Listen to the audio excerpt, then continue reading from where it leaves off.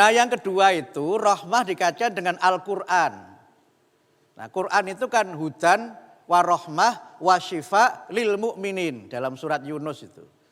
Quran itu mauidhah gitu kan, mauidhah, pelajaran, nasihat, kemudian petunjuk dan rahmat serta obat bagi hamba Allah yang beriman. Karena itu maka dakwah rahmatan lil alamin adalah dakwah di mana kita menghadirkan Al-Quran tidak sebagai guidance for life atau petunjuk untuk hidup, tapi sebagai living guidance. Living guidance itu artinya petunjuk yang senantiasa hidup. Maksudnya senantiasa hidup itu apa? Apapun masalah yang kita hadapi, Quran itu bisa memberikan jawaban. Apapun kesulitan yang kita temui, Quran itu memberikan solusi. Makanya dalam beberapa ayat disebutkan Quran itu bayinat, atau di dalam Quran itu juga disebut sebagai fusilat gitu kan, sampai ada surat fusilat yang artinya penjelasan yang detail, penjelasan yang terperinci, atau sebagai burhan, penjelasan yang di situ disertai dengan argumen-argumen logika tingkat tinggi itu. Sehingga ketika kita pakai pendekatan bayani, burhani dan irfani, tiga-tiganya itu diambil dari Quran. Gitu. Dan karena itu maka kalau kita menghadirkan Al-Quran sebagai living guidance, petunjuk yang hidup, maka kita itu harus berdialog dengan Al-Quran. Berdialog dengan Al-Quran itu artinya apa? Kita terus berusaha untuk bagaimana membaca Al-Quran, menafsirkan Al-Quran, dan kemudian menerjemahkan Al-Quran itu ke dalam berbagai bidang gerak kehidupan. Itulah yang kata Muhammad Al-Ghazali, dia menggunakan istilah berdialog dengan Al-Quran. Kalau Fazlur Rahman kan menyebutnya sebagai kita itu mengkontekstualisasikan Al-Quran yang disebut dengan double movement itu. Dari situasi sekarang, situasi zaman Nabi, kemudian kembali kepada situasi zaman sekarang lagi. Makanya kalau kita berdialog, kita menemukan banyak ayat yang bisa menjadi dasar di dalam kita ini beragama dan di dalam kita bermuamalah. Ini kan sedang rame diskusi soal perbedaan awal Ramadan. Muhammadiyah itu menggunakan hisab, itu dasarnya salah satunya adalah surat Yunus ayat yang ke-5. Huwallazi ja'ala syamsa diya'a wal qamara nura wa qaddarahu manazila lita'lamu adadas sinina wal hisab. Ma khalaqallahu dzalika illa bil haqq yufassilul ayati liqaumi ya'lamun. Jadi pada zaman Nabi itu belum ada ilmu hisab. Kalau ada yang mengatakan Nabi menghisab itu kira-kira, bukan ilmu hisab. Bedanya kira-kira dengan ilmu itu pada presisinya. Makanya Nabi itu menyebut kira-kira itu karena di dalam hadis yang menjadi rujukan di Muhammadiyah di dalam Sahih Bukhari itu, karena apa? Bulan itu kan memang marrotan tis'ah wa isrin wa marrotan salasin. Tetapi memastikan kapan tis'ah wa isrin, kapan salasin itu belum ada pada zaman Nabi. Tetapi Quran memberikan isyarat bahwa Allah menciptakan matahari bersinar, bulan bercahaya, itu dengan manzilah-manzilah, itu supaya manusia bisa memiliki kalender dan memiliki perhitungan waktu. Sehingga kita punya jam, punya alat untuk menghitung dan punya berbagai ilmu terkait dengan kalender itu mengamalkan Al-Quran. Sehingga kalau ada yang mengatakan menggunakan hisab itu bid'ah, saya kira ngajinya itu perlu ditambah. Karena itu maka banyak hal di dalam Al-Quran itu yang perintahnya tidak disertai dengan caranya. Misalnya ketika Quran menjelaskan aqimis sholata liduluki syamsi ila ghosakil laili wa Quran al-fajr inna Quran al-fajri kana masyhuda. Atau pada ayat disebutkan inna sholata kanat alal mu'minina kitabam mauquta. Kalau kita baca di dalam hadis Nabi, Nabi menetapkan waktu itu masih pakai bayangan. Tetapi sekarang mana ada dari kita yang kalau mau sholat itu melihat bayangan. Semua kita sudah menggunakan perhitungan hisab. Semua kita sudah nanti menghitung nanti asar jam berapa. Itu tidak lagi kita melihat matahari karena apa? Hisab itu bisa memberikan presisi. Kenapa bisa memberikan presisi? Karena matahari dan bulan itu beredar mengikuti takdir Allah. Takdir itu adalah ketentuan Allah yang sudah berlaku. Dan kalau ketentuan Allah sudah berlaku dan manusia mengetahui bagaimana takdir Allah itu, maka manusia bisa memprediksi apa yang bakal terjadi, bahkan merekayasa supaya sesuatu bisa terjadi atau tidak terjadi. Quran menjelaskan bagaimana terjadinya hujan, itu ada penjelasan umumnya. Allah yang menggerakkan angin kepada suatu tempat, itu ada ayatnya. Allah menggerakkan angin itu maksudnya bukan Allah yang dorong angin, tetapi dengan semua sunnatullah yang ada di alam ini, sebelum terjadi hujan, awan itu didorong oleh angin. Yang di dalam Al-Quran itu Allah itu yursilur riyah, mengutus angin. Jadi kata-kata rosala itu tidak selalu berarti rasul, tetapi rosala itu artinya mengutus, termasuk mengutus angin, membawa kabar gembira. Gitu. Karena itu ada rihin toyib, ada angin yang bagus itu, angin yang membawa kabar gembira. Angin surga, ansor, membawa kabar gembira. Kan membawa kabar gembira akan datangnya berkah. Semua Quran ketika berbicara hujan itu berkah. Gak ada ayat Quran yang bicara hujan itu isinya laknat, itu enggak ada. Isinya semuanya berkah. Gitu.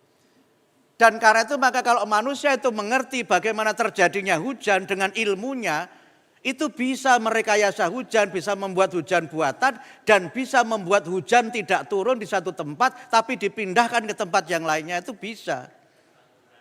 Jadi tidak perlu pawang, itu nggak perlu. Yang pakai pawang itu nggak ngaji Quran.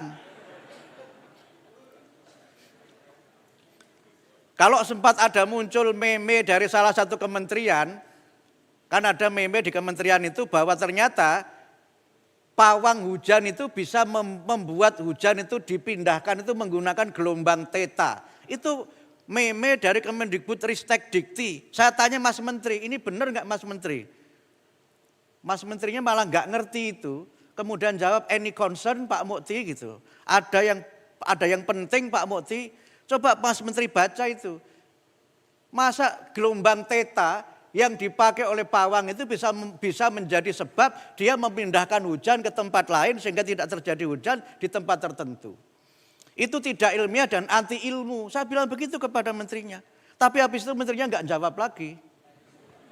Saya enggak tahu apa memang dia membenarkan bahwa itu dibuat atau memang enggak ada jawabannya. Saya tanya gelombang theta itu apa? Bapak-bapak Ibu buka di Google. Gelombang theta itu kan gelombang yang ada di otak kita ini yang membantu kita untuk belajar berimajinasi. Jadi enggak bisa gelombang otak itu mindahkan awan, itu enggak bisa. Ketoe ilmiah yang bodoh nih.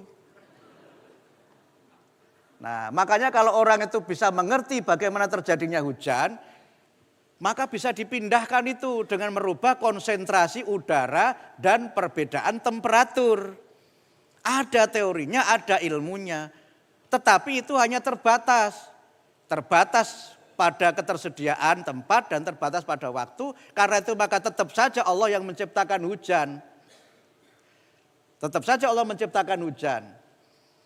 Nah, disinilah kenapa kemudian para saintis itu nggak bisa memutlakan teorinya, tetapi bisa mempengaruhi dalam beberapa hal.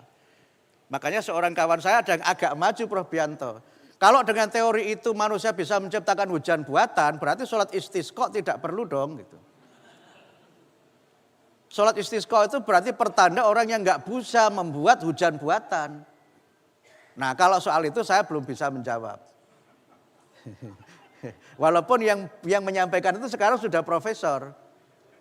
Dia menulis buku tentang Al-Quran, kitab yang ramah lingkungan. Nah, kembali kepada rahmat tadi. Karena itu maka Quran sebagai living guidance itu bisa menjadi rahmat karena apapun yang orang butuh jawaban itu ada jawabannya di Quran. Tetapi Quran yang memang kita pahami dan kemudian kita implementasikan dalam kehidupan sehari-hari. Zaman Ki Haji Ahmad Dahlan itu sudah ada tafsir baru soal yatim dan soal miskin. Itu hampir tidak pernah kita sadari itu. Kalau definisi lama, yatim itu kan dikaitkan dengan hubungan yang bersifat nasabiyah. Tidak ada ayah tidak ada ibu atau tidak ada ayah atau tidak ada ibu. Itu kan definisi klasik mengenai yatim. Tapi Kiai Ahmad Dahlan sudah menafsirkan yatim itu tidak spesifik itu. Tetapi yatim itu adalah orang-orang yang lemah, orang-orang yang dhaif. Dia bisa dhaif karena tidak punya ayah, tidak punya ibu. Atau dhaif karena tidak ada yang menjamin kehidupannya walaupun punya ayah, punya ibu. Atau dia dhaif karena dia tidak punya ilmu. Itu sudah tafsir baru yang seperti itu. Dan juga ada yatim sosial. Makanya ada istilah mustad'afin, du'afa dan mustad'afin. Orang miskin itu kan selalu dihitung secara ekonomi. Itu fikih klasik. Kenyataannya sekarang orang miskin itu karena struktural. Kebijakan yang membuat dia itu miskin. Dan saya dalam beberapa kesempatan sering mengatakan orang miskin itu karena mindsetnya miskin. Walaupun asetnya itu triliunan. Jadi miskin itu bukan soal jumlah aset tapi soal mindset. Ini bisa dikutip ini Mas Bianto ini. Karena apa? Ada orang yang hartanya berlimpah tapi merasa miskin, merasa kurang terus. Karena merasa kurang maka dia itu menjadi pelit atau menimbun hartanya untuk kebanggaan dirinya atau bahkan mengambil harta orang lain dengan cara yang batil. Nah itulah mengapa rangkaian ayat-ayat tentang puasa itu ditutupnya dengan wala ta'kulu amwalakum bainakum bil batil. Karena kalau orang itu sudah puasa enggak mungkin dia akan mengambil harta orang lain. Orang harta dia saja kalau dia merasa cukup dia berikan kepada orang lain. Jadi being poor it is not because of the limitation of their materialistic ownership. Tapi being poor itu menjadi miskin itu karena dia merasa dia miskin. Padahal duitnya triliunan, duitnya miliaran. Gitu. Makanya kalau di dalam psikologi itu kan ada orang yang being mood dengan having mood. Itu Prof. Bianto. Being mood itu merasa cukup dengan yang dia punya. Having mood itu ingin terus punya lagi.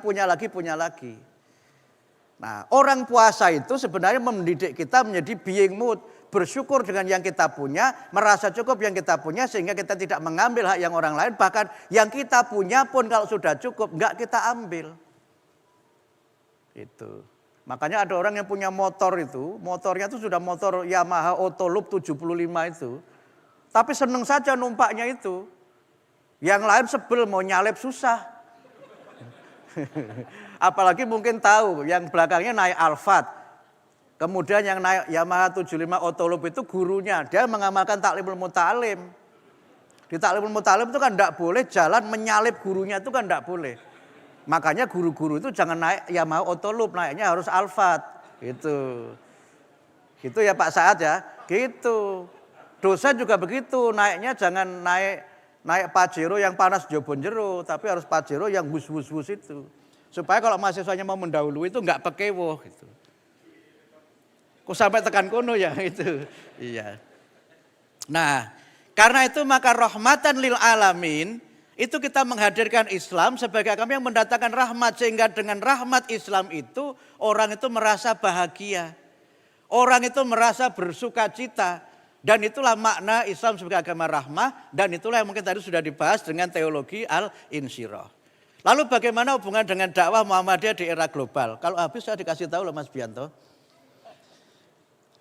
Muhammadiyah itu sekarang ini kan sudah menjadi organisasi internasional menurut saya. Saya tanya Mas Wahid Ridwan, Sekretaris Hubungan Luar Negeri itu, 1 Agustus 2011 Muhammadiyah itu resmi menjadi anggota dengan spesial status di ECOSOC. 1 Agustus 2011. Kemudian beberapa amal usaha Muhammadiyah itu juga sudah bekerja sama dengan lembaga-lembaga tingkat internasional. MDMC, IMT-nya MDMC itu, Emergency Medical T-nya treatment atau apa ya saya lupa. Ini ada yang Pak Suko, yang mungkin Pak Rektor yang tahu itu. Emergency Medical Treatment ya Mas. Itu kan sudah distandarisasi oleh WHO. Jadi kalau ada bencana di beberapa tempat, MDMC itu sudah boleh pakai bed WHO. Dan dalam catatan saya itu satu-satunya organisasi kemanusiaan di Indonesia yang sudah diakui oleh WHO dan satu-satunya yang sudah masuk anggota ECOSOC.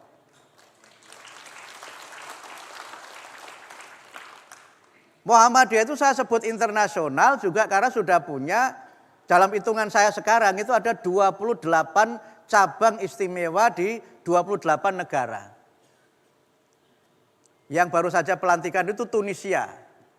Tunisia baru saja pelantikan, yang ngelantik Duta Besar Tunisia itu Gus Zuhairi Misrawi, Duta Besar Indonesia untuk Tunisia. Jadi dia ngelantik Muhammadiyah karena sebagai Duta Besar. Ya. Dan di beberapa tempat ada yang Muhammadiyah itu sudah berbadan hukum negara setempat. Yang saya tahu itu yang paling awal itu Australia, itu paling awal sudah berbadan hukum Australia, sehingga di Australia itu namanya Muhammadiyah Incorporated. Kemudian yang kedua itu Jepang. Jepang itu juga sudah diakui berbadan hukum Jepang, dan yang terbaru itu Amerika Serikat. Amerika Serikat. Sehingga Muhammadiyah itu sudah legal di negara setempat sebagai organisasi sosial non-profit. Nah, oleh karena Muhammadiyah sudah punya badan hukum itu, maka di Australia Muhammadiyah sudah bisa mendirikan sekolah di Melton di Australia itu. Itu sekolah itu dulunya adalah sekolah milik lembaga pendidikan Katolik yang kita beli. Kita beli, punya Katolik kita beli. Sebelumnya juga ada lembaga Kristen mau kita beli, cuma kalah cepat. Kita itu kalah cepat sehingga hitungannya hanya kalah beberapa jam lah. Sudah kedahuluan orang, yang tanahnya lebih luas. Sekarang tanahnya cuma 9.000 meter persegi, tapi bangunannya sudah ada. Muhammadiyah itu sudah menjadi bagian dari jaringan internasional. Ibu-ibu Aisyah saya kira punya pengalaman banyak sekali kerjasama dengan lembaga-lembaga internasional di bidang kemanusiaan, pembangunan, dan program-program yang lain. Saya baru saja ketemu Duta Besar Spanyol di PP Muhammadiyah bersama Pak Syafiq, nemui Pak Duta Besar Spanyol, Pak Haidar, Zoom dari Jogja, kami dari Jakarta. Kami cerita bahwa sudah ada Muhammadiyah di Spanyol. Dan yang dia bilang apa? We really hope that there will be also Muhammadiyah facilities in Spain, kata dia begitu. Kami sangat berharap supaya juga ada fasilitas Muhammadiyah di Spanyol. Karena apa? We know Muhammadiyah very well. Jadi rupanya sebelum dia berangkat ke Indonesia, dia sudah belajar Muhammadiyah itu apa. Muhammadiyah itu seperti kita menjelaskan Quran kepada malaikat. Karena rupanya dia sudah belajar dulu ma huwa Muhammadiyah gitu. Dan alhamdulillah di mata masyarakat dunia itu Muhammadiyah itu punya citra yang positif.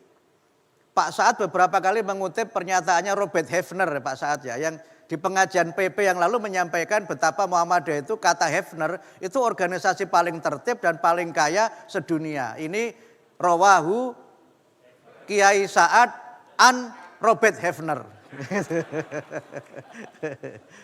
Jadi itu tidak satu-satunya. Dan oleh karena itu maka sebenarnya Muhammadiyah punya modal untuk menjadi gerakan internasional itu. Belum lagi misalnya kesiapan sumber daya manusia. Kampus-kampus kita ini kan sudah banyak yang punya kerjasama dengan kampus di luar negeri. U2U partnership, kerjasama university to university itu kan juga sudah sangat banyak. Kemudian juga profesor kita juga banyak yang bekerja dan mengajar di luar negeri. Saya baru tahu kemarin Mas ini Wahyudi Akmaliyah yang kita minta ceramah di kajian kemarin, ternyata dia sekarang di National University of Singapore itu. Saya kira dia sudah di BRIN, ternyata dia sedang di Singapura. Ya, ketua PCIM kita sebelumnya yang Amerika Profesor Muhammad Ali itu kan jadi profesor di University of California at Riverside. Ketua yang baru Mas Ahmad Rafiq PhD itu S1-nya di Kairo di Al-Azhar, S2 S3-nya di Arizona University di Amerika Serikat. Nah, kepada mereka-mereka itu saya sering bilang kamu nggak usah pulang. Tetap saja mukim di negara-negara Anda berada sebagai Muhammadiyah diaspora. Jadi profesor di sana, nanti kemudian kalau ada yang pinter-pinter dari Muhammadiyah, dari Jawa Timur, dari Asia, nanti beri rekomendasi supaya dia bisa kuliah ke luar negeri. Saya sering mengatakan begitu kepada Muhammadiyah diaspora itu. Sebagian mengikuti, sebagiannya tidak. Nah yang di Australia itu kenapa kita begitu kuat, itu sebagian besar anggotanya itu karena memang warga negara Australia dan orang-orang Indonesia yang sudah mendapatkan status permanen residen di Australia. Makanya paling kuat di sana itu. Nah ini yang sedang kita dorong ya Mas. Dari Lamongan juga, ketuanya orang Lamongan. Ya ketua PDM-nya orang Lamongan, Pak Hamim Jufri itu. Jadi orang-orang Bangladesh. Bangsa Lamongan desa itu. Bangladesh itu. Memang Lamongan ini memang agak unik memang. Saya sempat ke London kan, ke London. Terus kemudian sama almarhum Mas Najib diminta ketemu seseorang yang pengurus PCIM Inggris itu ternyata orang Lamongan juga. Begitu saya foto, itu tonggoku Mas Mukti, wong Paciran gitu. Ya sampai tekan London loh ketemu Lamongan meneh. Jangan-jangan nanti di planet Mars juga ada orang Lamongan, jangan-jangan itu. Kalau nanti bisa ada, wah Lamongan memang luar biasa itu. Ya jadi LA kan, LA kan bisa berarti Los Angeles, bisa berarti Lamongan asli pakai shot itu. Jadi sebenarnya SDM kita itu sudah sangat kuat gitu. Di Mesir, di Al-Azhar, alhamdulillah beberapa lembaga kita kan sudah mendapatkan mu'adalah. Mu'alimin dan MBS sudah dapat mu'adalah. Jadi artinya apa? Sebenarnya kita itu sudah internationally recognized. Cuma kata Profesor Kim, ahli Muhammadiyah dari Korea itu, waktu seminar di UM Malang itu, Bapak-bapak Malang mungkin masih ingat, kata Profesor Kim, Muhammadiyah itu kurang sombong katanya. Muhammadiyah itu kurang sombong kata Profesor Kim, karena apa? Semua itu punya Muhammadiyah itu, sistemnya juga punya, SDM-nya itu punya, cuma kurang mengkampanyekan itu, bahasa Jawa Timur itu kurang kemlete gitu. Kurang kemlete atau apa Jawa Timur itu? Kurang kemlete gitu. Jadi orang Muhammadiyah itu tawaduk betul gitu. Tawaduk betul. Nah karena itu maka menurut saya kalau kita kemudian bicara pada Muhammadiyah di ranah global kita itu lebih dari cukup. Lebih dari cukup. Baru saja kita membangun masjid di Uganda itu. Rencananya saya akan meresmikan di bulan Desember. Cuma karena Omikron saya nggak jadi berangkat. Yang di Uganda ini menarik. Karena yang semangat untuk ikut membantu itu orang Kristen, orang Indonesia, orang Kristen yang suaminya orang Uganda. Tapi yang bangun itu duitnya 100% jami'an itu minal Muhammadiyah. Makanya kita beri nama masjidnya itu Masjid At-Tanwir. Tadinya saya minta ditulis kecil saja begitu pakai plakat kecil ditempel di tembok. Ternyata dibikin di relief di temboknya itu Masjid At-Tanwir gitu gede banget. Saking bungahnya orang Uganda itu. Tapi begitu sudah kita selesai kita bangun dikirimi foto lagi. Ini juga perlu dibangun lagi Pak Mukti. Saya enggak jawab. Saya enggak jawab itu. Karena mungkin juga Muhammadiyah bisa punya sister organization di Uganda itu. Karena saya pernah seminar di Kenya. Salah satu pembicara itu orang Uganda. Orang Uganda ini dapat beasiswa S2 dan S3 dari pemerintah Indonesia di UGM. Di UGM. Jadi dia memang kalangan elit lah di Uganda itu. Punya tanah luas. Dia mahasiswanya Pak Amin Rais, Pak Yahya Muhaimin. Karena dia belajarnya di FISIP hubungan internasional. Sampai dia cerita kalau Muhammadiyah mau bangun sini tanahnya saya kasih. Tinggal Muhammadiyah kirim orang saja untuk mau ngajar di Uganda gitu. Saya enggak jawab. Karena Uganda saya kebayang. Tambah enggak yakin lagi ketika dia cerita pengalamannya. Dia cerita. Istri saya orang Jogja Mukti gitu. Oh hebat sekali kamu bisa punya istri orang Jogja. Iya tapi ceritanya panjang gimana. Waktu saya ngelamar calon mertua saya pingsan gitu. Ya nggak kebayang. Bakal punya mantu orang Uganda itu kan nggak kebayang kan. Iya itu. Mungkin jangan-jangan calon mertuanya juga nonton film God Must Be Crazy itu. Aku nama Tata itu jangan-jangan juga begitu kan. Kebayang. Walaupun di Uganda itu muslimnya kuat ya, muslimnya kan kuat. Dan sekarang kan dia kalau nggak salah Perdana Menterinya sebelumnya itu muslim di Uganda itu. Nah jadi di mata internasional itu Muhammadiyah itu dianggap organisasi yang kaya. Karena memang kita banyak membantu secara finansial ke beberapa negara. Di Myanmar itu kan kita bangun 2 sekolah itu untuk pengungsi Rohingya itu. Walaupun kita pakai namanya AKIM, Aliansi Kemanusiaan Indonesia untuk Myanmar. Di Libanon yang Mas Hajri sering kirim fotonya itu kan kita membeli 2 rumah di Libanon, di Beirut untuk anak-anak pengungsi Palestina. Rumah itu kita beli dan semua yang sekolah di situ ada pengungsi Palestina, belajar di madrasah Muhammadiyah. Itu. Jadi Muhammadiyah itu konkret, cuma kurang sombong kata Profesor Kim. Diam gitu, kalau ini diceritakan dianggap ria. Walaupun ada teman saya yang bilang, enggak apa-apa Mas Mukti, itu walaupun ria itu kan riaul hasanah katanya begitu. Cuma saya enggak berani mengatakan begitu, masa ada riaul hasanah sih. Menurut saya itu syiar lah gitu kan, syiar gitu kan. Fa'ama binikmati rabbika fahadis itu menurut saya syiar gitu. Nah oleh karena itu maka Muhammadiyah lebih dari siap. Baru saja kita diminta untuk ikut membantu membeli masjid di London. Jadi teman-teman PCIM London itu menghubungi saya sedang akan membeli masjid, sudah terhimpun dana 34 miliar, kurang 5 miliar untuk menggenapi 39 miliar. Ditanya Muhammadiyah beli berapa, saya tanya dulu kawan sebelah nyumbang berapa gitu. Nyebutkan kawan sebelah nyumbang sekian, kalau gitu Muhammadiyah sedikit di atasnya kawan sebelah, saya bilang begitu. Enggak boleh sama, harus sedikit. Kan seperti kata Valentino Rossi itu. Nah karena itu maka kita ikut iuran. Tidak lama setelah itu saya ditelepon oleh Kedutaan Indonesia di Filipina. Ada juga masjid di Filipina Selatan. Belum selesai pembangunannya juga, Muhammadiyah besok bantu tidak gitu. Nah, tak telepon Ketua Lajisnya, bisa bantu enggak? Saya kasih nomor teleponnya, rupanya Lajisnya siap bantu juga. Jadi masyarakat dunia itu menganggap Muhammadiyah itu organisasi yang kaya. Nah masalah kaya benar dan tidak itu kan soal berikutnya ya.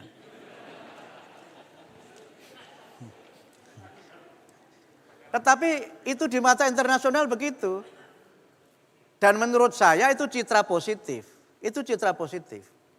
Nah belum lagi misalnya bagaimana kemudian Muhammadiyah ini juga berperan di dalam negeri. Peran-peran di dalam negeri Muhammadiyah itu memang diapresiasi internasional juga. Oleh karena itu maka kalau kita ingin berdakwah di ranah global, Duta Besar Ukraina ke PP Muhammadiyah. Duta Besar Ukraina ini tahu banyak ayat-ayat Al-Quran, cuma enggak bisa baca. Tapi dia tahu artinya ayat-ayat Quran itu. Termasuk mengutip Al-Ma'idah ayat 32 yang mangkotala nafsan bighairi nafsin aw fasadin fil ar itu dia tahu artinya tapi enggak bisa bahasa Arabnya. Dia cerita bahwa kami sedang dalam kesulitan, banyak yang mengungsi gitu. Ya mudah-mudahan Muhammadiyah bisa membantu gitu. Sampai sekian lama belum terhimpun bantuannya karena kita belum melakukan gerakan untuk membantu Ukraina. Nah oleh karena itu maka sebenarnya dalam dinamika global Muhammadiyah juga banyak terlibat di berbagai forum perdamaian dunia. Masa Pak Din misalnya kan rutin 2 tahun sekali kita menyelenggarakan World Peace Forum. Kemudian juga banyak tokoh seperti Pak Din, Pak Edar juga sudah mulai banyak ke luar negeri. Pak Syafiq apalagi sebagai utusan khusus presiden itu ke luar negeri terus Pak Syafiq itu. Itu sangat terkenal di luar negeri. Bahkan sekarang kadang-kadang saya kalau ke luar negeri itu masih ada yang tanya, Kaifa Luqman Harun begitu, masih tanya begitu. Padahal kot mata Luqman Harun saya bilang begitu. Sudah wafat beliau. Jadi sampai sekarang Pak Luqman Harun itu masih terkenal di forum-forum internasional. Nah yang sekarang ini agak terkenal ya memang nomor 1 Pak Din, kemudian ya Pak Rizal Sukma, kemudian ya di atasnya, di bawahnya itu ya ada Abdul Mukti lah, masuk agak terkenal dikit-dikit itu. Agak terkenal dikit-dikit itu. Sebentar lagi Pak Bianto, kan sudah ke Italia juga Pak Bianto ini gitu. Walaupun waktu Pak Bianto itu saya minta ke Italia itu jawabannya, Mas bahasa Inggrisku pas-pasan, sing liyane sing luwih parah oke Mas gitu. Kemudian saya tanya panitianya, what is the English of Pak Bianto? Oh, excellent, excellent. Itu kata dia gitu. Luar biasa itu. Inilah orang Muhammadiyah itu tawaduk betul itu. Bahasa Inggrisnya bagus, merasa rendah. Itu makanya kita tuh perlu agak sombong dikit-dikit. Itu. Lamongan lagi. Bolak-balik Lamongan menang itu. Nah, anak-anak kita itu di forum internasional itu juga luar biasa loh. Luar biasa anak-anak kita di internasional. Dan oleh karena itu maka kalau kemudian Muktamar Muhammadiyah kita ini mengambil tema memajukan Indonesia mencerahkan semesta. Itu artinya memang Muhammadiyah itu ingin supaya kita itu lebih hadir di forum-forum internasional. Kan banyak mahasiswa yang juga belajar di PTM kita kan. Saya waktu ke Bangkok, ke Thailand itu, saya dipandu oleh namanya Adul. Mungkin aslinya Abdul, tapi karena bahasa sana jadinya Adul. Itu alumni UMY. Mandu saya sekeluarga wisata ke Thailand. Saya wisata sekeluarga karena pakai bonusnya naik pesawat itu Mas Tamhid. Kalau naik Garuda itu kan bonus, terus itu bisa saya pakai ke Thailand gratis sekeluarga itu. Itulah modalnya Saikum PP ke luar negeri sekeluarga itu dari tabungan mileage itu.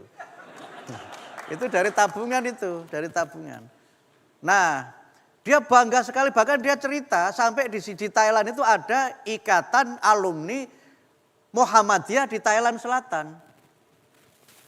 Bahkan ketika dulu kita awalnya itu memberi beasiswa kepada 250 mahasiswa Thailand Selatan, belakangan banyak di antara mereka yang sudah biaya sendiri kuliah di Muhammadiyah karena tahu kuliah Muhammadiyah itu bagus menurut mereka. Di Filipina juga begitu, banyak mahasiswa kita dari Filipina. Bahkan sekarang Kemlu masih minta juga ke Muhammadiyah. Berapa yang Muhammadiyah bisa berikan untuk beasiswa dari Afghanistan. Sekarang sudah ada yang kuliah di beberapa kampus kita itu. Saya sempat tanya Pak Rektor Malang, Solo, kemudian beberapa itu sudah ada yang dari Afghanistan itu. Kuliah di kita. Kemudian yang dari Palestina juga ada. Malah yang Palestina itu malah nggak pulang, itu kuliah di UMS, terus kawin sama perempuan Solo. Nah ini yang beruntung siapa saya nggak tahu. Wong Solo untuk bojo Palestina itu saya yang beruntung siapa saya nggak tahu. Itu. Ya, dan oleh karena itu maka sebenarnya kalau kemudian muktamar kita itu mengambil tema memajukan Indonesia mencerahkan semesta itu sebenarnya bukan tema yang berlebih-lebihan. Kita sebenarnya sudah siap, cuma kadang-kadang memang kita tidak cukup pede untuk kemudian go internasional. Dan oleh karena itu PCM kita juga luar biasa loh. PCM Taiwan itu kan juga sudah punya sekolah di Taiwan untuk para pekerja migran Indonesia itu.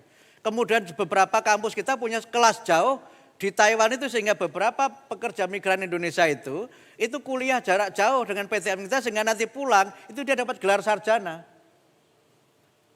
Malaysia kan akan juga mendirikan itu kan. Malaysia kan kita punya dua, punya sister organization di mana? Bukan di Malaysia itu kita punya cabang istimewa Mas Bianto yang ketuanya Profesor Sony itu. Kemudian ada lagi yang di Pulau Pinang, itu sister organization. Karena dia berbadan hukum Malaysia yang di Pulau Pinang ini. Nah, Malaysia itu sangat maju kan, Muhammadiyah Asiana juga sudah punya TK di situ. Yang artinya sebenarnya kita itu untuk dalam dinamika global itu sebenarnya bisa berperan besar, tinggal kemudian kita ini siap atau tidak. Dan kemudian kita ini memang menyiapkan diri untuk itu, saya kira ini bisa menjadi bagian dari sedikit sumbangan pemikiran saya untuk tema ini. Saya kira begitu Prof. Bianto, terima kasih. Sementara saya akhiri, Assalamualaikum warahmatullahi wabarakatuh. Luar biasa ya Ibu Bapak ya. Tentu ini menjadi kontribusi yang sangat positif bagi kita semua yang akan kembali ke daerah masing-masing. Bagaimana membuat Muhammadiyah kita menjadi tidak sombong tadi tidak, tapi lebih menunjukkan ke publik, ini loh Muhammadiyah. Wa amma bi nikmati rabbika fahaddits tadi itu. Jika dulu ada ideologi awal Muhammadiyah Mas Mukti ya, sedikit bicara banyak bekerja, maka kita bisa ubah itu menjadi banyak bicara juga banyak bekerja. Jadi sehingga kemudian media itu memberitakan kemajuan Muhammadiyah, termasuk dunia mengenal Muhammadiyah. Saya tidak usah menyimpulkan apa yang tadi selama 1 jam 15 menit disampaikan oleh Profesor Abdul Mukti.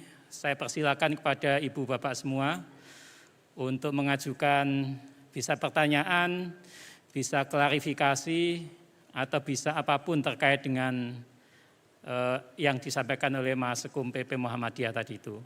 Bertanya soal politik boleh ya Mas Kum ya?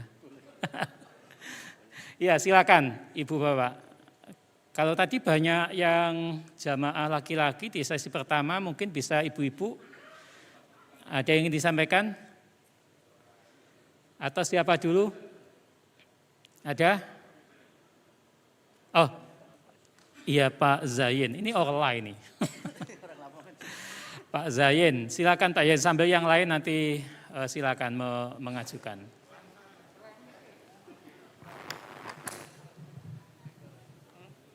Silakan dikenalkan nama dan pertanyaannya singkat-singkat Baik, saja. terima kasih. Oke. Saya Zain dari PDM Surabaya. Pak Mudi, tadi dipaparkan ya kami merasa bangga. Di sisi lain, terusnya saya berpikir gini, bahwa kita sudah banyak sekolah-sekolah dan sudah banyak kira-kira kader-kader. Ada hal yang mengganjal itu adalah begini, di tingkat grassroots, ranting misalnya cabang, kita mencari anggota-anggota Muhammadiyah itu masih sangat minim sekali. Banyak ranting-ranting yang cari anggota pimpinan ranting itu sangat sulit. Apalagi itu cabang juga ngalami, bahkan mungkin ada daerah juga ngalami seperti itu. Satu sih gitu. Yang kedua, dengan minimnya anggota Muhammadiyah, dengan banyaknya amal usaha ternyata masih minim anggota Muhammadiyah. Di percaturan politik itu kita sekarang kita merasakan. Karena kita masih menjadi organisasi yang ya dengan notabene minoritas anggota. Apalagi di dalam konteks demokrasi mayoritas. Nah, untuk menanggulangi hal seperti itu bagaimana? Satu sisi kita amal usahanya cukup mencuat, tetapi sisi lain kader-kader anggota-anggota Muhammadiyah di tingkat bawah itu semakin belum bisa berkembang, belum bisa ngimbangi. Apa yang terjadi? Banyak amal usaha, misalnya masjid yang tadi sudah disampaikan. Awalnya ada orang lain mulai masuk jadi tukang sapu. Kemudian berkembang terus benar-benar akhirnya menguasai masjid-masjid. Demikian juga sekolah. Mungkin saya merasakan di kota-kota besar, mungkin juga di kalangan universitas sekalipun. Kita punya lembaga-lembaga yang sangat maju, tetapi kita lihat mahasiswanya itu kira-kira mayoritasnya itu anggota Muhammadiyah apa tidak. Demikian juga siswa-siswanya, apalagi juga kemudian nanti pengurus-pengurusnya itu apakah orang Muhammadiyah atau tidak. Itu dari segi kaderisasi. Terima kasih. Gitu aja. Oke, baik. Pertumbuhan AUM belum seimbang dengan pertambahan jumlah keluarga besar Persyarikatan Muhammadiyah, kira-kira begitu. Dan apa kiatnya begitu Pak Zain ya. Yang kedua, ada lagi, silakan dengan menyebut nama dan asal ya Pak ya. Assalamualaikum warahmatullahi wabarakatuh. Salam. Nama Kusno dari PDM Jember, asli Lamongan. Iya. Saya ingin untuk menanyakan ini karena terkait dengan keberadaan kita sebagai gerakan dakwah amar ma'ruf nahi mungkar yang fokus pada gerakan keagamaan. Akhir-akhir ini ada semacam keresahan batin ya. Di Sidoarjo itu ada pejabat yang menyebut bahwa masjid-masjid itu sudah mulai ada bunker senjata. Lalu direspon oleh pemuda Muhammadiyah kalau nggak salah. Di tempat lain kita melihat adanya perlakuan-perlakuan terhadap gerakan kita. Maksud saya, apakah hal yang demikian ini sudah ada konsep khusus yang dirumuskan oleh PP, kemudian nanti bisa di-share kepada kita bagaimana menghadapi tantangan dakwah yang terkait dengan kekuasaan itu. Kemudian yang kedua, kita ini kan ada di era digital. Dan satu hal yang cukup menarik sebenarnya adalah jika kita mampu menyediakan sumber informasi keagamaan yang gampang untuk diakses. Nah, rata-rata ketika kita itu mengklik terhadap media sosial terkait dengan tanya jawab agama, menurut fatwa-fatwa daripada PP, itu kita masih mengalami kesulitan. Apalagi kalau Ramadan gini sebenarnya sangat dibutuhkan. Hampir semua warga kita itu kan punya Android itu. Sehingga kalau mereka bertanya tinggal kita sharekan terhadap link yang ada. Dan rata-rata link yang kita punya itu masih sangat belum acceptable oleh masyarakat. Barangkali juga PP sudah punya kiat khusus supaya ini bisa untuk dijadikan fokus dakwah di era global dan di era digital kita. Saya kira itu dua hal yang sangat kami butuhkan. Terima kasih. Assalamualaikum warahmatullahi wabarakatuh. Ya, ada dua pertanyaan dari Pak Kusno tadi, Mas Kum. Ya, pertama, dakwah Muhammadiyah berhadapan dengan politik kekuasaan tadi. Nah, yang kedua adalah dakwah Muhammadiyah di era digital ya, di era media sosial. Yang ketiga tadi dari sini. Oh, silakan Pak. Kita mungkin akan berhenti di 3 dulu ya. Nanti Mas Sekum biar memberikan respon, nanti kemudian kita lanjutkan lagi. Kecuali kalau ada ibu-ibu yang ingin mengajukan pertanyaan, saya bisa kasih kesempatan 1 begitu, kalau ada. Dari Nganjuk ini. Assalamualaikum. Pakai ini aja.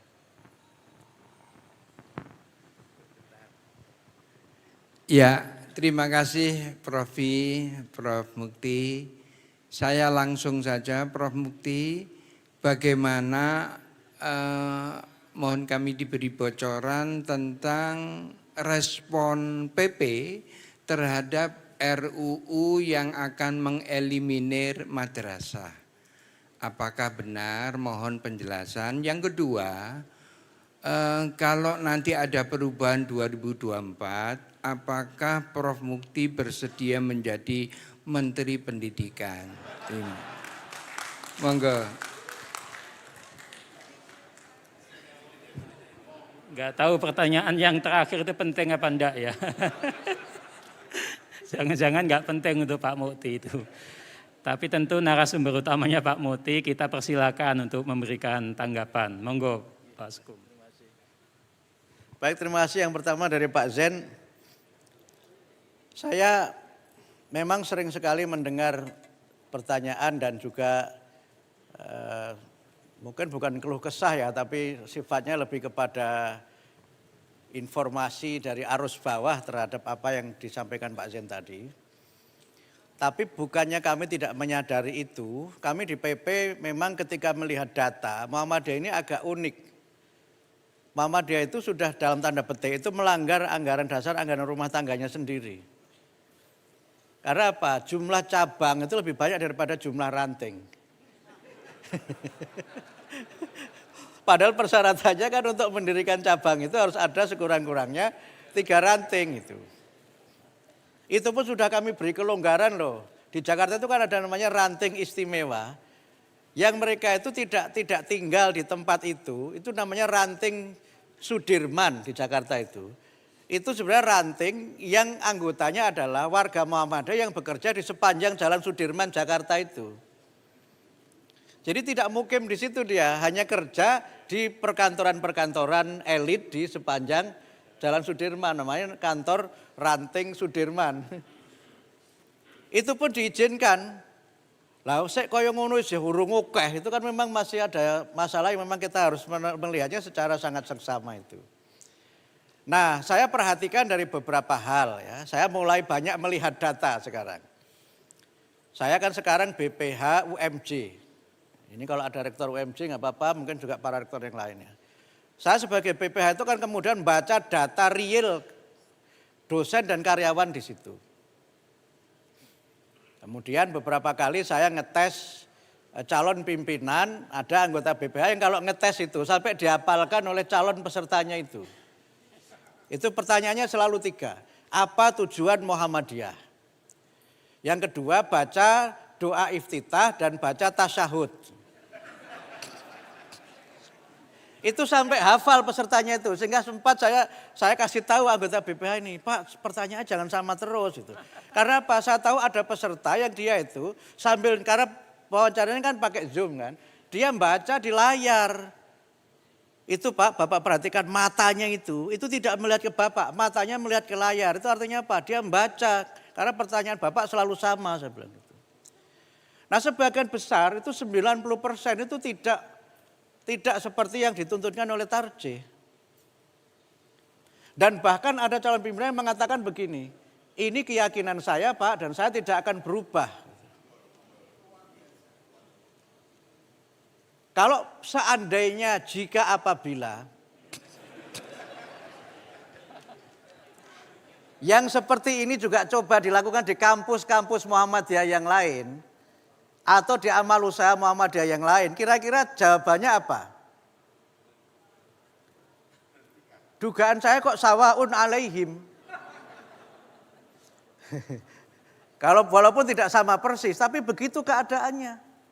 Sehingga sekarang misalnya kami mulai mengajak rektor untuk membuat kebijakan yang berkaitan dengan bagaimana semua yang bekerja itu harus aktif di semua struktur atau di level tertentu di struktur itu. Dan itu masuk dalam bagian penilaian kinerja individu. Jadi sekarang kita pakai namanya IQ dan IKI, indikator kinerja utama dan indikator kinerja individual. Yang itu nanti melekat kepada remunerasi dan melekat kepada tunjangan. Nah baru sekarang mulai pada nengak-nengok. Gitu. Tak tanya ibu-ibunya yang itu, ibu tahu nggak di situ, ibu tinggal di mana? Menyebut satu tempat. Ibu tahu nggak di situ ada Aisyah? Nggak tahu Pak, ibu tinggal di situ sudah berapa tahun? Menyebut di atas 15 tahun. Cuma saya tahu Pak di situ ada TK.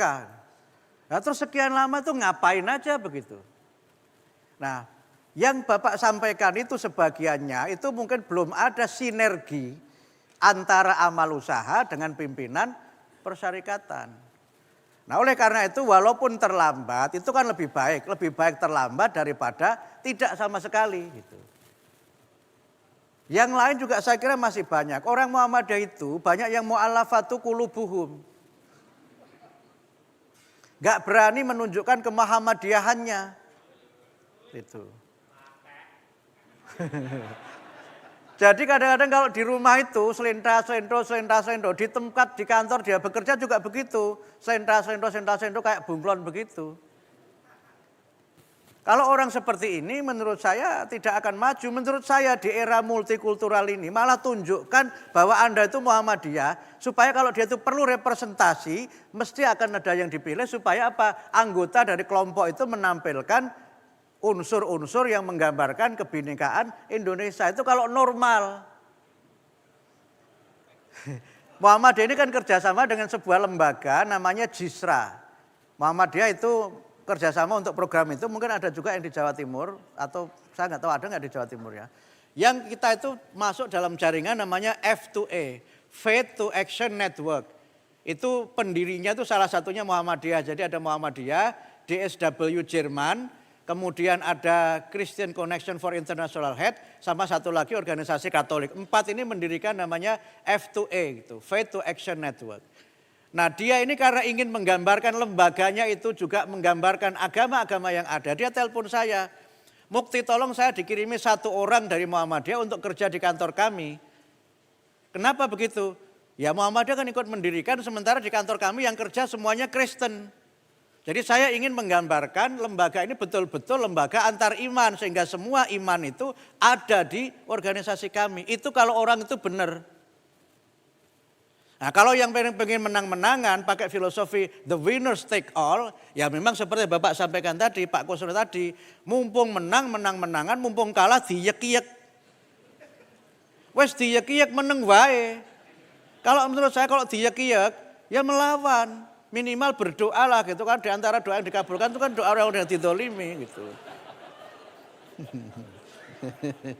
Jangan kemudian meneng wae. Doa muhul ibadah kok. Doa itu kan apa? Mahkotanya ya Pak, puncaknya ibadah. Lah orang ibadah nggak mau doa, orang Islam nggak mau doa gimana? Nggak apa-apa dikritik Jabariyah pada sisi itu, nggak apa-apa. Tapi kan tidak Jabariyah terus. Karena doa itu adalah sesuatu yang memang kita lakukan, bertawakal kan. Tawakal itu pun bagian dari ikhtiar. Jangan dikira tawakal itu bagian dari kepasrahan. Tawakal itu ikhtiar ruhaniyah. Bahwa seluruh usaha profesional manusia itu tidak menjamin kita itu selamat. Makanya tetap harus ada ikhtiar spiritual yang kita lakukan dengan cara bertawakal. Makanya Allah itu mencintai orang yang tawakal. Itu. Saya kalau naik pesawat itu diberi peragaan, pilotnya mengatakan cuaca menuju Surabaya akan cerah, jarak pandang sekian. Saya tidak percaya 100%. Begitu pramugari memberi peragaan, nanti kalau jatuh begini, berarti kan ada kemungkinan jatuh. Kalau ramalan pilot itu 100%, nggak perlu dong ada peragaan bahwa pesawat itu mungkin jatuh. Berarti kan dia sendiri nggak yakin bahwa pesawat itu nggak mungkin nggak jatuh. Diberilah gitu kan peragaan-peragaan, nanti kalau nanti begini-begini tiup peluit, bisa bertahan berapa lama saya pakai pelampung.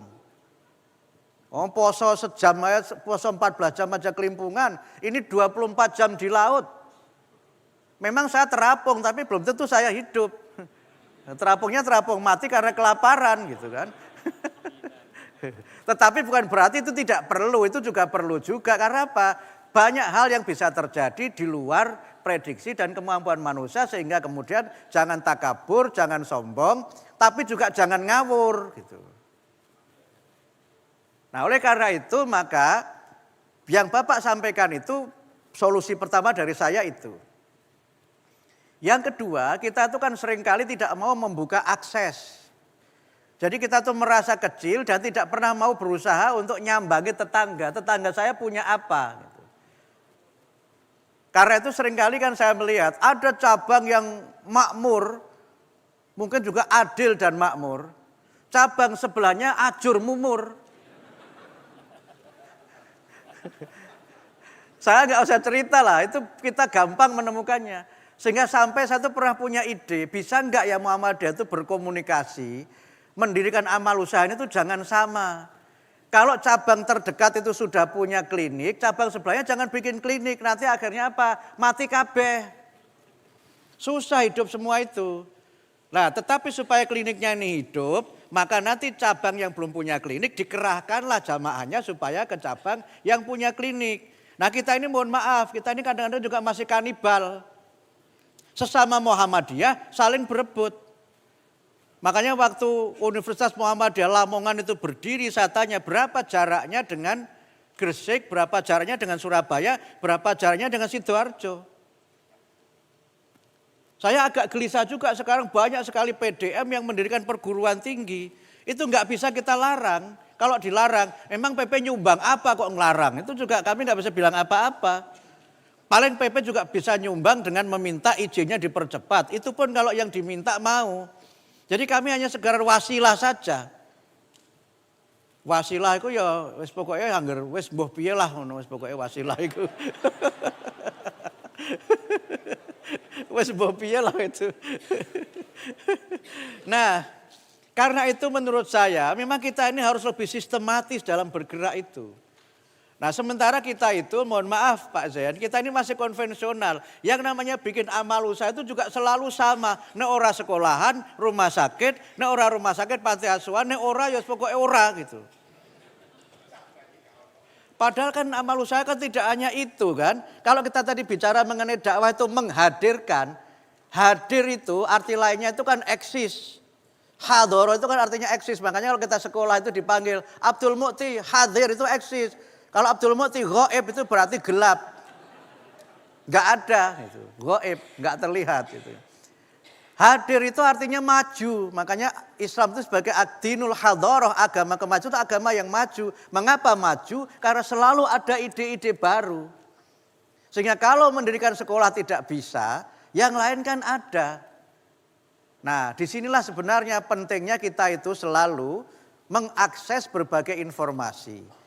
Nah yang ketiga Pak, kita itu kadang-kadang juga tidak banyak mau mengakses yang kita punya jauh-jauh jauh di sana. Kekurangan mubalik. Kan ada banyak mahasiswa-mahasiswa FAI di kampus-kampus kita itu. Banyak juga dari PUTM. Banyak juga dari kader mu'alimin. Itu kita ijon saja mereka itu. Termasuk Pak kalau ijon itu lengkap Pak. Jangan hanya ijon disuruh ngaji atau jadi ustadz di situ, tapi ijon bersama rumah dan tangganya. Nah, itu nggak kemana-mana Pak itu Pak. Nah kita itu kadang-kadang tidak mau mengakses itu sehingga kadang-kadang kita merasa kurang. Karena apa? Kita belum memanfaatkan jaringan. Hablum minan nas itu menurut saya terjemahnya itu adalah network, jejaring, itulah hablum minan nas. Nah kalau kita itu tidak pakai jaringan ya akhirnya memang dzuribat alaihimudillah, di mana-mana ditimpa kehinaan, bolone okeh ning ora tau srawung. Nah disinilah sebenarnya fleksibilitas kita ini di dalam mengelola kepegawaian juga mungkin menjadi kunci. Sehingga bisa saja mungkin Pak Rektor misalnya Pak Hidayat ini menugaskan dosennya di ranting mana, tidak usah ngajar tapi dibayar full sebagai dosen. Kepegawaian kita harus agak fleksibel. Muhammadiyah itu kan fleksibel karena bukan negara. Nah kalau negara memang susah bisa jadi temuan itu. Ramulang kok digaji sebagai dosen. Nah Muhammadiyah kan asal kita tahu sama tahu, ora korupsi kan bisa kita benarkan. Gitu. Nah selama ini kan belum. Makanya pernah ada pemikiran juga itu. Profesor-profesor itu, Prof B, itu ngajar saja di sekolah-sekolah Muhammadiyah. Supaya apa? Ilmunya itu menjadi ilmu yang membumi. Nah dakwah yang lainnya itu yang enteng-enteng, ibu-ibu saya kira bisa berdakwah, ayo dakwahnya masak. Itu dakwah juga loh. Istri saya itu kalau nonton YouTube itu yang orang dari Kediri yang istrinya orang Kanada itu. Esok awan sore itu nontonnya YouTube-nya orang Kediri yang dapat suami orang Kanada itu. Sekarang saya masak apa ditonton. Kalau ibu-ibu Asia bikin itu saya kira laku itu. Apalagi bintang filmnya Ibu Ketua PWA, langsung Bu Chandra itu. Wah itu langsung laku. Lebih laku lagi kalau mahasiswanya diwajibkan nonton. Sebagai bagian dari tugas kuliah, wah itu lebih laku lagi. Wah ini Bu Chandra followernya banyak, rupanya diwajibkan mahasiswanya nonton itu. Nah poin saya memang pada sisi ini Pak, memang kita memang akan harus mengakui kita ini masih ketinggalan pada sisi bagaimana kita memang dakwah lewat jalur online. Berbagai penelitian menunjukkan yang maju itu memang teman-teman di kelompok-kelompok salafi. Kenapa dia maju di situ? Pertama dia tidak punya jaringan. Mau ngaji di masjid tidak punya masjid. Tetapi dia harus berdakwah. Akhirnya dia bikin itu dengan produksi-produksi yang canggih. Kebetulan memang banyak dari kalangan kawan-kawan kita yang salafi itu memang teman-teman yang menguasai IT. Nah, itulah disertasinya Oki itu. Oki itu pemeran utama dalam Ketika Cinta Bertasbih itu. Itu kan doktornya di UIN itu, tentang dakwah itu, tentang fenomena hijrah itu. Nah kita itu karena memang punya jalur, maka kita cenderung untuk dakwahnya itu offline. Nah yang repot itu sebagian kita ini dakwahnya on off.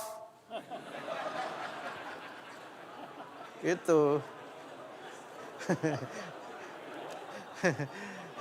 Katanya pengajian rutin. Ternyata wis teko temenanan ora ana wonge gitu kan. Akhirnya off itu. Giliran ora teko on itu. Sehingga rutinitas itu juga penting loh. Rutinitas itu penting. Jadi jangan dikira rutinitas itu enggak penting. Rutinitas itu penting. Bahkan mohon maaf ya. Kalau kita lihat data penduduk Indonesia itu. Sekarang ini kan kita punya banyak sekali kelompok yang namanya senior citizen. Saya enggak setuju istilah lansia itu, saya enggak setuju. Karena lansia itu kan artinya lanjut usia. Artinya apa? Jane wis entek ning dilanjut gitu kan. Saya enggak setuju itu. Di Quran itu enggak ada istilah lansia itu. Coba baca di Quran. Di Quran disebutkan kan suyukho ya Pak Saad ya. Suyukho itu artinya orang yang senior itu namanya suyukho. Makanya di tradisi Arab itu syekh itu dianggap senior karena ilmunya, sebagian juga karena usianya gitu. Jadi senior citizen itu banyak, sudah pensiun, sudah purna bakti, masih sehat walafiat, waktunya luang, pengalamannya banyak, tetapi kita tidak berikan beliau-beliau ini untuk aktif. Makanya dulu ketika ada yang sempat AMM itu terlalu maju, pengurus Muhammadiyah itu yang muda-muda, jangan pensiunan, saya terbelalak kepada dia itu. Saya terbelalak, ini orang ini nggak ngerti siapa yang diranting cabang dan wilayah ini orang ini, saya bilang. Oh, saya ingat jadi sekretaris PWM dulu itu, wakil saya itu pensiunan TNI, pangkat terakhirnya kolonel. Beliau itu yang setiap hari ke kantor PWM, baca surat sampai titik koma itu. Karena apa? TNI, pensiunan kan, semua bab satunya selesai. Nah saya masih mikir ngajar kejar-kejaran itu. Artinya apa? Kalau kita lihat peta demografi seperti ini, maka beliau-beliau ini juga perlu kita jangkau untuk bagaimana dakwah kita ini melayani. Dakwah begini tidak perlu bikin sekolah, tapi kumpul-kumpul saja, tahsin Al-Quran, kemudian baca doa-doa yang menenangkan hati, tapi jangan doa husnul khotimah. Nanti dikira ngalup. Doa minta diberikan umur panjang, begitu kan, gitu. Nah kita ini kan sudah tidak punya media, kemudian nggak mau melaksanakan. Kan zikir nggak boleh Mas Mukti. Siapa bilang zikir nggak boleh? Zikir yang utama itu Al-Quran. Makanya Quran itu disebut sebagai az-zikr. Itu artinya apa? Supaya kita senantiasa diingatkan dengan Al-Quran. Dan supaya zikirnya nggak ngarang, itu zikirnya baca Al-Quran. Karena banyak zikir itu yang karangan. Ngarang zikirnya itu. Karena ngarang kalau kita perhatikan sebagiannya itu ghairu mu'tabarah. Nah kalau Quran itu kan sudah jelas mesti sahih karena itu wahyu Allah. Nah kan bisa kan, jangan dikira loh semua yang pengurus Muhammadiyah itu pinter ngaji loh. Itu ngeceknya gampang kalau ngimami aja. Atau kalau ada pengajian pembawa tilawatul Quran itu yang ngaji wongnya podo terus. Nah itu dua hunaka mungkinat, ada beberapa kemungkinan. Kemungkinan pertama dia yang paling baik, kemungkinan yang kedua dia satu-satunya. Mohon maaf ini otokritik juga gitu. Nah oleh karena itu maka amal usaha itu Pak, cara kita mencari anggota itu harus kita berbagai macam. Dan ternyata kita itu besar sekali, besar sekali. Nah yang terakhir, tadi soal yang Pak Koso sudah saya jawab ya. Kalau ada yang represif apa ya kita lawan lah, jangan kemudian diem saja. Tetapi melawannya tentu melawan dengan cara-cara Muhammadiyah gitu. Kita kan punya ahli-ahli hukum, punya kawan yang banyak. Ternyata bapak-bapak ibu-ibu diam-diam. Kalau ada orang yang misalnya ya kepada kita itu enggak baik. Dan kemudian itu beredar ke publik, itu ternyata yang ikut kita, yang dukung kita itu lebih banyak dari yang kita bayangkan. Jadi Profesor Kim itu benar, sebagian besar orang Muhammadiyah itu memang tidak mau menunjukkan dirinya. Sebagian besar orang Muhammadiyah itu inferior, tidak percaya diri. Saya tadi sambil transit, saya jelaskan mengenai ini, hisab ini yang kita beda itu. Ternyata yang dukung Muhammadiyah itu banyak sekali. Saya cek yang komentar-komentar itu ternyata tidak orang Muhammadiyah yang dukung kita itu. Dia orang-orang yang selama ini mengidentifikasikan dirinya netral, tetapi dia punya prinsip-prinsip dalam beragama termasuk dalam kaitannya dengan hubungan agama dengan ilmu pengetahuan. Nah Muhammadiyah itu kan dari dulu itu kan berkembang di kelompok-kelompok ini. Nah yang kedua soal sholat subuh yang mundur 8 menit itu. Hasil sidang tarjih di UM Gresik ya. UM Gresik, Munas Tarjih. Ini rektornya datang nggak ya? Ada kan ya, ini rektornya pakai koboi begini, nggak penampilannya memang nggak seperti rektor. Milenial betul, rektor milenial betul. Awalnya kan kita ragu kan mundur 8 menit itu. Malah Profesor Tono itu usulnya mundur 20 menit itu, menurut Profesor Tono itu. Kemudian ketika dipaparkan argumen Muhammadiyah itu, apa makna fajar? Kemudian bagaimana menghitung waktu subuh berdasarkan konsep fajar itu berdasarkan pembuktian gambar-gambar astronomi. Dan itu kita share ke publik dan ada yang pribadi-pribadi juga nge-share. Ternyata ini survei Balitbank Kemenak, ini survei resmi dan surveinya Kemenak. Dari survei itu yang ngaku sebagai orang Muhammadiyah itu 15%. Tetapi yang setuju subuh Muhammadiyah yang mundur 8 menit itu 42, sekian persen. Nah yang tidak Muhammadiyah saja itu ikut kok, yang Muhammadiyah malah ragu-ragu. Nah oleh karena itu maka warga Muhammadiyah ayyuhal Muhammadiyin gitu. Lebih percaya dirilah, please be confident. Insya Allah manhaj kita itu manhaj yang berkemajuan. Yang menggabungkan antara nakliyah dengan akliyah. Yang bayani, burhani, irfani. Itu lengkap. Dan itu yang sekarang juga banyak diakui orang. Nah cuma problemnya kenapa kemudian ini kita tidak yakin. Karena tadi mu'alafatu qulubuhum itu. Sehingga karena itu, kalau kita ini berkualitas, nggak usah sembunyi-sembunyi. Dunia masa depan itu dunia kualitas. Saya sering mengatakan begini, ini mohon maaf, ini agak pribadi. Saya sering mengatakan saya itu orang yang indispensable. Bahkan sering saya mengatakan di negara Indonesia ini Muhammadiyah itu indispensable. Indispensable itu artinya ada orang yang mungkin tidak suka. Tetapi tidak mungkin orang itu meninggalkan kita. Kenapa orang itu tidak suka? Ya karena tidak suka. Tapi kenapa tidak mungkin meninggalkan? Karena kalau tidak ada kita, sesuatu tidak berjalan. Makanya Muhammadiyah itu indispensable. Dan kadang-kadang, mohon maaf ya, ini bukan berarti takabur, ini hanya cerita saja, tahadus bin nikmah. Ketika ada isu-isu nasional saya tanya gimana Indonesia masa depan ini ya. Saya tanya kepada teman-teman politisi, jawabannya apa? Indonesia masa depan tergantung Menteng Raya 62 katanya begitu. Makanya kadang-kadang wartawan itu kalau cari berita itu ke Menteng Raya 62. Cari isu yang quotable, artinya isu yang layak dikutip itu juga ke Menteng 62. Dan kalau dia mencari berita ke Menteng Raya 62 selalu menemukan seperti rumusnya Toyota itu, selalu ada yang baru. Gitu. Itu Toyota. Itu Toyota, walaupun kadang-kadang juga sampai capek juga tuh Mas Tamit melayani wartawan itu. Ini kemarin soal tidak hadir sidang isbat aja sampai sekarang masih ada yang tanya itu. Padahal itu awalnya kan saya kan kemudian ditanya wartawannya kebetulan kader kita. Mas Mukti apa Muhammadiyah enggak diundang gitu. Saya enggak langsung jawab. Supaya saya enggak keliru kan, saya tanya Sekretariat PP Jakarta. Kalau surat di PP Jakarta kan mohon maaf ini agak teknis ya.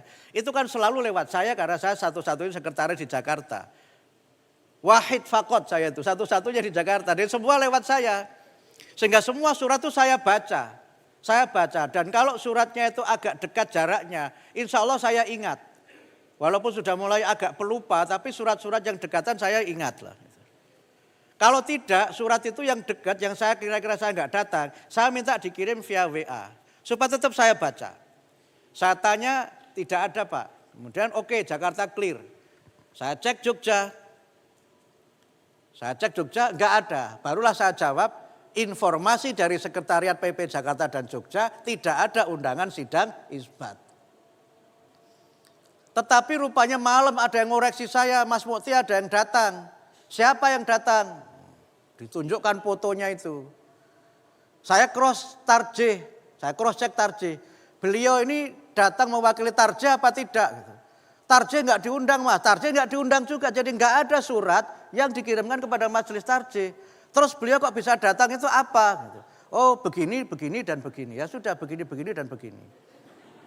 Oke clear kan? Sekarang wartawan masih pada tanya. Enggak saya jawab karena apa? Dalam hati saya ngono wae kok digedek-gedek. Tapi saya tahu maksudnya. Kalau begini ditanya terus, berarti wartawan kekurangan berita. Yang kedua, Muhammadiyah mau didadekke wayang, ditang ting tung karena sudah beda, kemudian ditang ting tung. Saya sudah falyakul khairan auliyasmut. Saya juga mantan wartawan, kan ngerti juga kan. Kalau dia kesepian berita itu saya ngerti juga gitu. Nah, tapi sudahlah, sampai kemudian saya bicara agak keras sedikit. Kepada wartawan saya bilang, kalau memang ada undangan, minta kopinya kepada Kementerian Agama, undangan yang dikirim ke Muhammadiyah itu. Gitu kan. Sampai sekarang tidak maujud. Gitu. Walaupun mungkin belum diru'yah ya, belum maujud. Karena saya sudah minta kemarin ke wartawan itu gitu, supaya diminta kopi suratnya. Kan kalau ada suratnya, karena lembaga negara, kan mesti ada dong kopinya itu. Undangan lembaga negara kok ulem-uleman undangan lisan itu kan ya nggak bisa dong. Ini negara. Nah, tapi sudahlah, yang begini-begini maksud saya, kita juga harus aware, harus sadar. Tapi poin saya, mohon maaf sekali lagi, sampai soal itu kan Pak Haidar itu kan keras tulisannya itu. Bapak-bapak baca enggak itu? Enggak kan? Inilah masalahnya, jadi sebenarnya bukan Muhammadiyah itu enggak ada. Muhammadiyah itu ada, cuma Bapak enggak baca.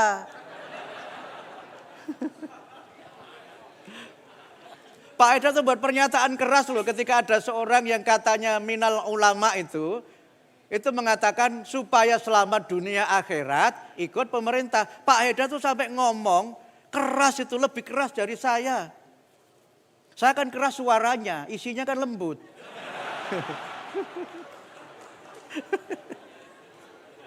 Coba tulis saja Pak Haidar yang komentari itu kan keras sekali itu. Nah sayangnya mohon maaf orang Muhammadiyah itu tidak membaca yang begitu-begitu itu. Mbok ya dibiasakan kalau pagi habis tadarus itu ngecek Muhammadiyah ORID, pwmu.co, begitu dong yang dicek itu. Jangan yang dikirimi oleh orang-orang yang nggak jelas itu. Itu namanya militansi ke Muhammadiyah. Coba saya tanya, hari ini di pwmu.co ada berita apa? Orang ngerti toh? Orang moco. Itu.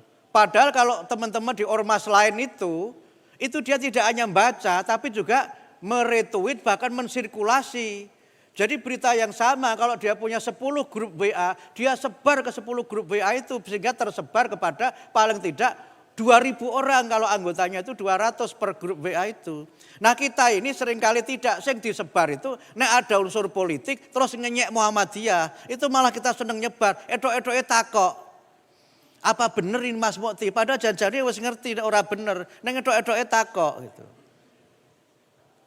Nah, oleh karena itu maka di sini juga otokritik untuk kita juga. Kita juga belum bangga dengan yang kita miliki. Allah Muhammadiyah viewernya sedikit, subscribe sedikit. Lah kita nggak melihat dan nggak subscribe, ya nggak meningkat. Itu. Walaupun saya pernah agak sombong dikit-dikit. Waktu terakhir saya ke Vatikan Pak Saad, saya ketemu sama orang dari kedutaan Inggris. Dia cerita mengenai Instagramnya. Orang dari kedutaan Inggris ini ahli salafi di Inggris. Jadi dia ahli gerakan salafi, disertasinya tentang itu di Inggris. Jadi dia ngerti kelompok itu. Sharinglah dengan saya tang ting cerita panjang lebar, tukar menukar ilmu begitu. Sampai kemudian dia tanya, Anda ini kok menguasai begini. Iyalah gitu. Akhirnya dia coba akses saya. Dicari di Google, oh Anda terkenal sekali ya, di Google kutipan tentang Anda banyak sekali gitu. Kemudian saya juga punya Instagram gitu kan, kemudian dicek, followernya banyak ya Anda 30.000 ya, saya cuma 500 gitu. Padahal 3.000 itu kan sedikit sekali untuk Sekum PP itu. Sekum PP kok gur 30.000 itu kan ya sedikit sekali kan. Harusnya itu 30 juta, nah itu baru cukup untuk jadi menteri gitu.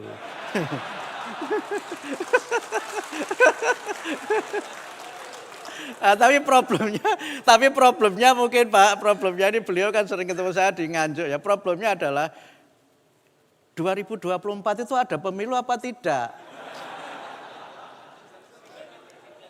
Kemudian sing dadi presiden siapa gitu. Kalau 2024 itu presidennya Pak Din Samsudin, saya yakin itu tidur pun disuruh menteri sama Pak Din. Paling tidak itu karena beliau pernah menjadi ketua umum, saya sekretaris, saya sudah tahu kinerja saya, kamu Mensesnek Mukti gitu. Saya kira oke lah gitu kan. Walaupun kalau saya diberi Mensesnek saya nggak mau, saya tahu Mas Pratikno itu kawan saya yang Mensesnek itu. Betapa susahnya beliau itu. Karena kalau Mensesnek itu kan harus nempel presiden. Nempel istri malah kadang-kadang kurang. Lebih sering nempel presiden, nggak kemana-mana ikut presiden. Kalau saya boleh milih daripada jadi Mensesnek, mending saya jadi menteri urusan wanita. Itu paling aman itu. Cuma katanya belum pernah ada Mas, menteri peran wanita laki-laki itu Anda bias gender. Kalau menteri peran wanita harus wanita itu namanya bias gender. Itu. Orang Aisyah juga boleh anggota majelis di Muhammadiyah kok. Ibu Aisyah itu kan ada yang ketua majelis di Muhammadiyah. Tapi enggak ada Muhammadiyah yang di majelis di Aisyah. Itu bias gender tuh Aisyah itu. Itu Aisyah itu bias gender itu. Gitu. Saya kira setuju ya Mas Tamhid ya itu ya. Cuma yang mau masuk di Aisyah siapa? Mohon maaf ya ibu-ibu ya. Ini supaya enggak ngantuk itu. Saya hanya bicara fakta itu. Nah, oleh karena itu, maka Bapak Ibu sekalian, dalam era yang memang serba digital itu, memang kita harus kreatif. Pernah ini menutup saya untuk sesi pertama, Mas Bi, kalau masih ada waktu. Itu ada ibu-ibu dari Asia Bandung, Asia Jawa Barat itu, ketemu saya waktu groundbreaking rumah sakit di daerahnya Pak Haidar di Cipara itu. Rupanya ibu-ibu Aisyah ini yang ngelola pengajian subuh, gerakan subuh mengaji PWA Jawa Barat itu. Ibu ini memang dokter yang dia memang aktif di medsos. Nah beliau tuh rupanya diam-diam sering mengikuti ceramah saya di YouTube itu. Nah karena beliau itu mungkin ada panggilan atau penasaran gitu, minta izin ke saya, Pak Mukti saya minta izin ya. Ceramah Pak Mukti itu nanti saya edit, saya potong-potong, saya ambil 2 menit untuk saya sebarkan ke jaringan yang saya punya grupnya di situ. Nah kalau kreativitas seperti ini itu kita kembangkan, itu kan akhirnya followernya jadi banyak gitu. Nah kebanyakan kita ini kan, coba saya tanya, berapa di antara kita ini yang jadi followernya Pak Saad? Pak Saad malah nggak punya. Harus dibuatkan. Pak Saad itu banyak pernyataan yang bernas loh. Itu sering saya kutip di PP itu pernyataan Pak Saad itu. Jadi selain Sa'ad bin Abi Waqqas juga Sa'ad Ibrahim juga saya kutip juga di PP itu. Pernyataan Pak Saad itu bernas itu beliau itu. Gitu. Jadi kalau beliau nggak buat, harus ada yang buatkan. Harus ada yang buatkan supaya apa? Pikiran-pikiran Pak Saad ini itu memang tersosialisasi.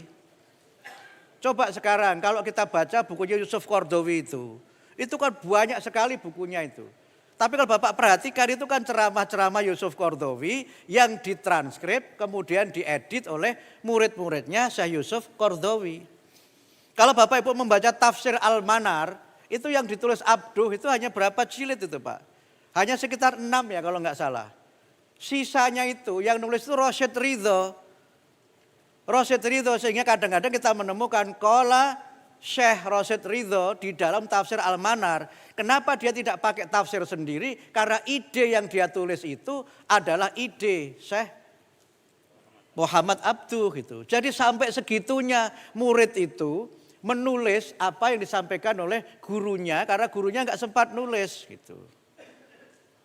Nah supaya kita itu tokoh-tokoh kita pikirannya tersebar itu memang harus ada yang mengerjakan itu. Coba sekarang Gus Baha itu kan nggak nulis. Tapi populer Gus Baha itu terutama akhir-akhir ini soal pandangan beliau bahwa hisab itu lebih pasti daripada ru'yah. Ya kan, populer itu kan. Itu. Nah, coba nanti ada kutipan-kutipan lagi, misalnya dari Pak Samsudin yang ahli hadis, yang kemudian dibuat pendek-pendek oleh anak-anak yang muda lah, IPM, IMM gitu. Supaya apa? Pikiran-pikiran beliau yang ahli hadis ini juga tersebar mewarnai pemikiran keislaman di Indonesia. Nah kita itu tidak seperti itu. Gitu. Atau belum lah supaya tidak memvonis ya, belum gitu. Nah Prof Bianto ini kan terkenal karena nulisnya produktif. Tetapi seandainya beliau tidak nulis, pikiran-pikiran hebatnya juga nggak tersosialisasi. Nah inilah yang menurut saya memang perlu ada kultur baru di Muhammadiyah untuk di era digital ini. Memang kita harus masuk ke dunia digital itu. Karena kalau kita ikuti Harari kan dia menyebut 2 istilah. Dia menyebut big data dictatorship dan dia menyebut juga digital dictatorship itu di buku dia itu. Karena apa? Yang bisa mengatur dunia masa depan itu dia yang menguasai dunia digital. Apalagi kalau dia memang memanfaatkan betul teori algoritma itu untuk kepentingan membangun opini. Nah, itu yang dilakukan karena apa? Sesuatu yang salah kalau terus-menerus disampaikan itu akan dianggap sebagai sesuatu yang benar. Itulah teori algoritma yang dipakai ketika orang akan melakukan propaganda dan kampanye politik itu. Saya kira saya sampai di sini dulu Prof Bianto.